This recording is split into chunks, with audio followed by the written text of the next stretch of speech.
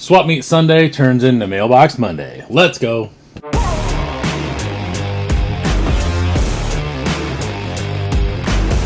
Welcome to Bullman Built RC. I am Matt, your favorite YouTuber's least favorite YouTuber, and today we are going to go over all the things that I got at the Chillicothe Swap Meet that Chris Mitten put on. If you don't know Chris Mitten, he is a local guy-ish to me. He's over in Ohio.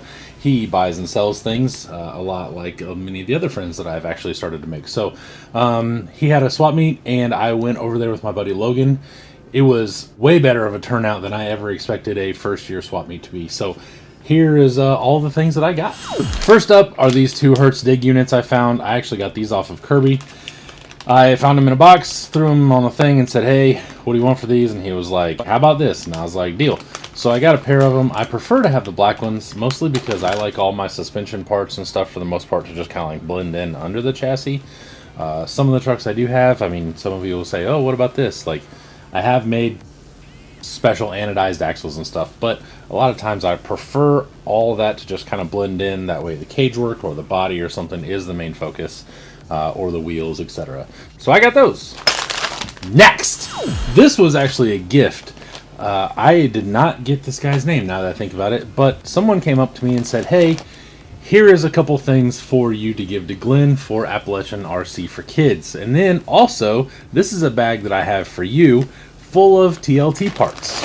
So I got this bag full of just Tamiya TLT parts. If you don't know, Tamiya TLTs were pretty much the first 1922 crawlers that we were building, and I have found one, I don't want to call it a shelf queen, but basically a nice example of a TLT in its stock form. Mine, however, has been roughly used, and in all honesty, for the price I got it versus the price of a couple of them on eBay, I'm not paying that money, and I'd rather find the parts and stuff because this is kind of more fun anyway. One of the things I got is this housing.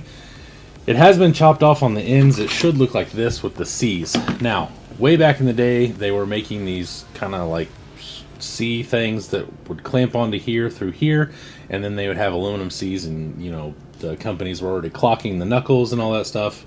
And you could do that, or you could get the lockouts that would obviously lock out so you could have a rear axle. And so they should look like this. This is a front axle, so no one had modified this, but it is used a little bit, which is not a huge deal. I would rather have the spares, you know, just in case something else happens. I have this. I never knew what these were for. I never put one of these things together as a stock, like, truck, I guess. Basically, as soon as I got one, I pulled the parts bags out for the axles, and then the rest of it just went in a box somewhere, and then I probably ended up throwing all of them away. I probably had 20. I think I've said something about this before, so... one of the other things that I really needed are these cantilever mounts, so I'm super excited to get those. I have both ends brand new on the tree. That makes me happy. And then I got this. Ooh, cool. This is the first time I'm opening this. I did not open this in front of the guy because I think that would be, you know, kind of rude to be like, "What's in there? Oh, I don't even need that shit," or whatever. Like, you know, that's weird. So yeah, I got some links, which is cool because I do need the rear links, so I don't know what these are for. I'll have to check. I got the springs and some oil. Oh, cool. I got the shocks. Oh, Jesus. Those are not put together. So that's a thing. Okay, so I got shocks that don't have any pistons in them. And then, what is that? Oh, that is some standoffs. Some other standoffs, lots and lots of screws. Super cool. Now I have some more parts to put my TLT together, which is freaking awesome. That makes me happy. Next, from my dude Chris, I got these. These are Dick CPEC. Excuse me, Dick. RC four-wheel drive pullers. Giant pullers. I don't know what I'm going to do with these, but when he told me what he wanted for all four of them, I could not say no. I have wanted these things, but I don't know why. So I will put them on something to do something eventually, I'm sure.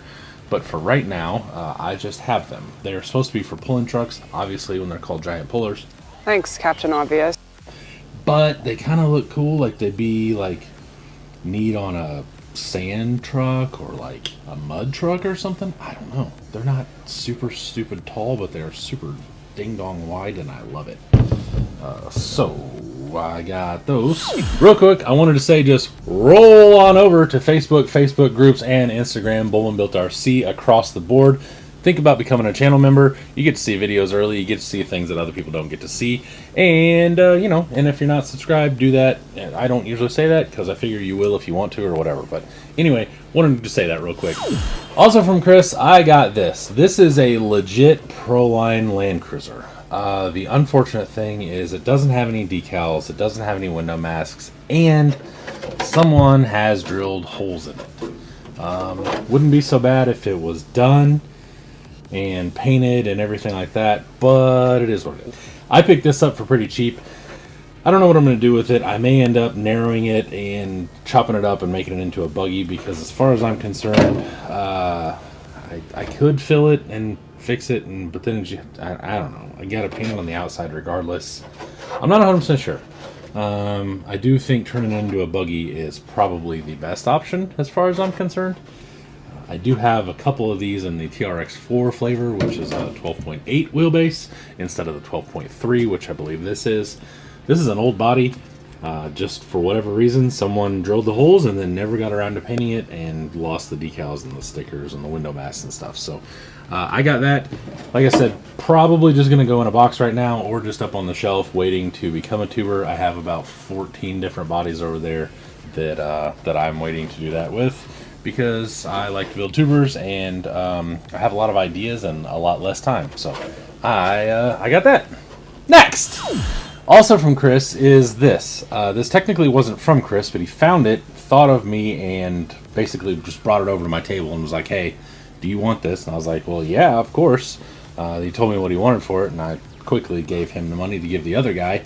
I don't know where he found this. I don't know who it came from. This is a Nikko, I'm not sure how the hell you say this. Jeep. I believe this is supposed to be a TJ. Not really all that big on my Jeeps.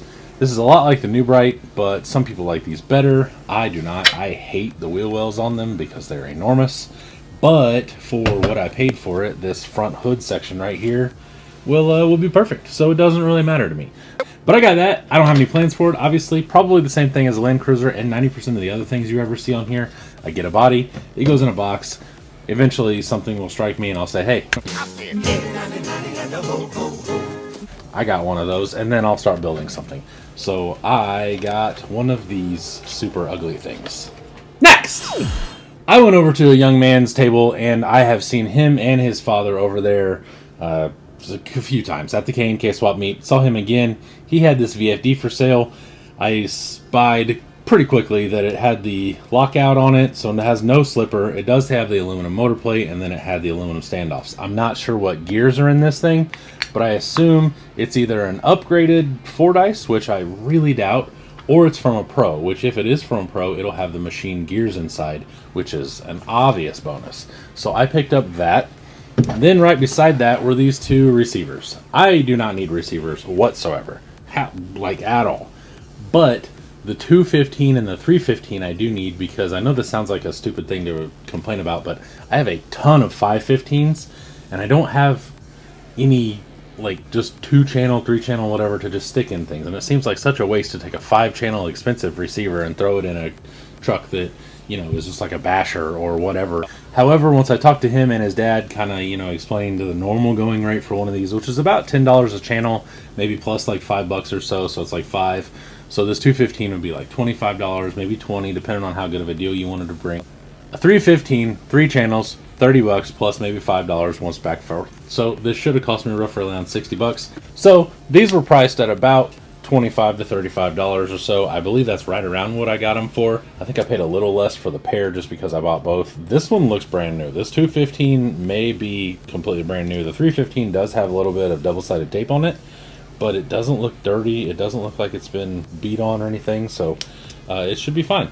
So I got those, and I'll just throw those in the box with my other 25 or so of them. Next! Now I have the parts, and I have some spares, and I'm going to take everything out of that front axle, and I'm going to put it in this 3-piece. That way everything's a little stronger, even though it is on a small tire, and it's a little harder to break that way. they still do break just due to fatigue, and you just kind of, you know, bounce them around and beating on them. If they happen to fall, you know, your truck goes rolling down like a obstacle or something, then if it lands wrong, those axles are weaker. It can snap those knuckles right off, and then you're broke and you're done for the day. So I went ahead and I picked up those. That way I can put that axle together, and that's one less thing that I have to worry about when I'm out driving, which is one of the things that I really enjoy, is just not worrying about trucks, because I've built them so overbuilt that all I have to do is focus on driving and just not driving like a complete moron when I know it will break the truck. So I got those. I also picked up some AR45P and AR45 diff covers in black. I have a truck up on the shelf. It's an older vintage build, etc., etc., but it does have AR45s under it just because those are really what fit. It has been updated to use a panhard and a 3-link, and you can't really put the original OGS CX10 axles under it because they don't fit anymore, really, because it's all brazed on and stuff. So I went ahead and got those. The red just irritates the hell out of me. I hate it. It makes my balls itch. I hate it. I don't know why they did it, whatever, but I'm going to put those on those axles. That way the black diff covers will be on there, kind of blend everything in, and it'll be good. Then I also found these. These are detail parts for an RC 4-wheel drive like a K5 or K10. This is the tailgate and a hood hinge set. These things are freaking expensive, and like you're going to pay $7 to ship this on top of the like $23 or whatever it is. I don't know how much it is, I'm just saying. But you're going to pay a bunch of money for that. I found that. Mr. Kirby threw in this K10 cab back, which is super, super convenient because I have a few Blazers that have been cut, and I was going to make them into pickups all the way up until the K10 came out, and then so now I've got these weird like K5 chop off things. So this will help me make one of them into a pickup. Speaking of pickups, I picked up not one but two 1967 Chevy C10 grill and bumper kits. So this has like the radiator support and then both bumpers and a grill and everything for the 67 C10. I don't own one of these bodies, but whenever the chance for everything as far as chrome wise, which is a little harder to find than the body, came up, because I also got the 67 Chevrolet C10 body details in chrome, which are the tail lights and the windshield wipers and door handles and the mirrors and stuff. I also picked those up. Mostly I picked that up for the mirrors because the mirrors I do think look better on some square bodies. So they are a little smaller, they're a little more like hot rod style. So I picked those up, and then now I have all that. Hopefully soon I can find one of these bodies in clear that aren't a bazillion dollars. I do really like the 67 to 72, I can't remember what that's called. Anyway, the ones previous to the square bodies, that body style, I cannot remember. Action Line, I think is what it's called. Anyway, I got that. And then I got these. This is a detail set. So I have a bunch of shifters in chrome, which is super cool because then you just got to paint the base of it for the boot. Then you got to paint the knob, and then you have a nice chrome shifter.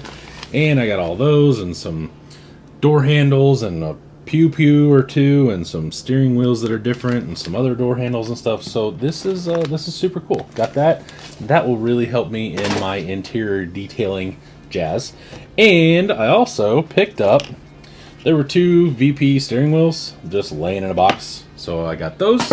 And then I found this thing. This is just like a little dash pod doodad that will go really good in a buggy, so I picked that up. So now I just gotta flat dash it and put that on there, and then it's just shoop boop, and then my interior's 90% of the way done. So I got those.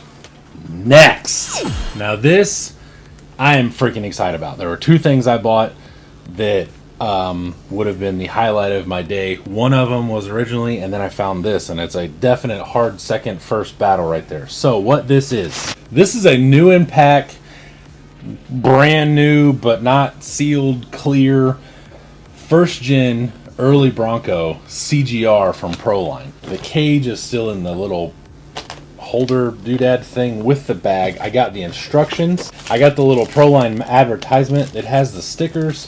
There are no window masks, obviously, because it has no windows. And then most importantly, which I super thought was cool, was I got the Proline little header cardboard thingy. So now I have a couple bodies that I'm going to open for other projects anyway. And I'll probably, I mean, one day someone will sell this. I may be dead, who knows. But I'm going to put this back in a nice bag with this, staple this back together in the little staply guy right here, and then it will hang on the wall like it would have in 2000 and let's call it 9, whatever. So I got that, and I'm pretty freaking excited about it. That is all for the day. Keep watching for the bloopers, and I will see you later. Bye! When swap meet... Alright. First up, I got these. Oh boy. Much like your mother. I don't want to say that. Not, you know, not having any... did I say next? I don't know. If I didn't, I'll do it again. Al's utility... What the hell are those called? Work line? Shit. Balls. I don't remember what those called. The ones previous to the K5s. Or the... Shit. I got the Proline thing. What are, like, the little, manual... Or not manual. Damn it. The, yeah, I'm being a dickhead. Okay. Well, let's see.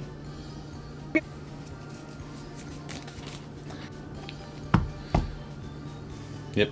All right.